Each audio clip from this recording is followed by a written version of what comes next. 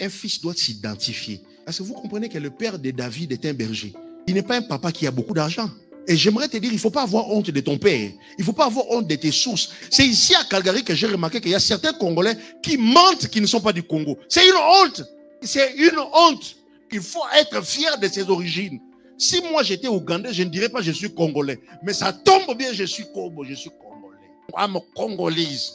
Et quand on m'attache à la sapologie, demain je mets Yoshi, je mets Gucci, juste au cas où. De qui es-tu fils? Et par là, j'aimerais te retourner à tes origines. Ne renie jamais tes origines.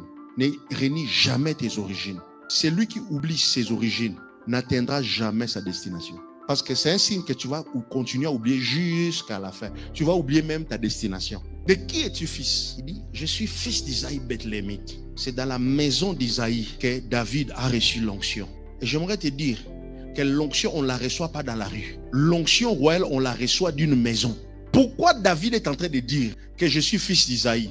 Parce qu'il reconnaît que quand Samuel était venu, Samuel l'a oué dans la maison d'Isaïe. Et j'aimerais te dire, Dieu va t'élever à partir de cette maison ici. Est-ce que vous comprenez que l'onction a besoin d'une adresse? Si David aurait nié la maison d'Isaïe, vous savez quoi?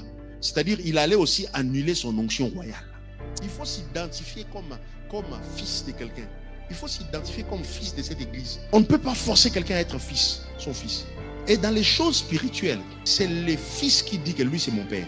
Je ne peux pas venir t'imposer, même si je t'appelle mon fils. Toi tu vas dire non, lui c'est mon grand frère. De qui es-tu fils?